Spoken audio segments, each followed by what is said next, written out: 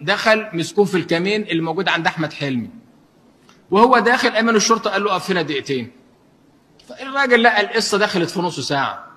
طبيب جماعه القانون دول ما لهمش لازمه بالنسبه له. ايه يا عمي ايه اللي حصل؟ دخل بدا يعلو صوت على امن الشرطه. الظابط قال له تعال.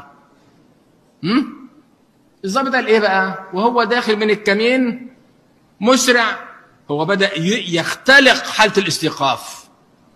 بنبص كده على الكرسي الوراني بعد ما طلبنا منه رخص القياده ولا رخص التسيير، لقينا كرتونه متقطعه من فوق موجود عليها اول واحده ترامادول. شفتم؟ الراجل ده لما جاله حكى لي القصه دي، هو صح في الاول خد 4 ايام، لكن رحنا وقلنا فين الاستيقاف وعدم توفر شروط الاستيقاف، يبقى المقدمه باطله، يبقى يترتب عليه كل ماله باطل. برئ. في كمين في الماظه الواد جاي من البلد وجايب تربه حشيش، ويجلس جنب قائد السياره. اول ما شاف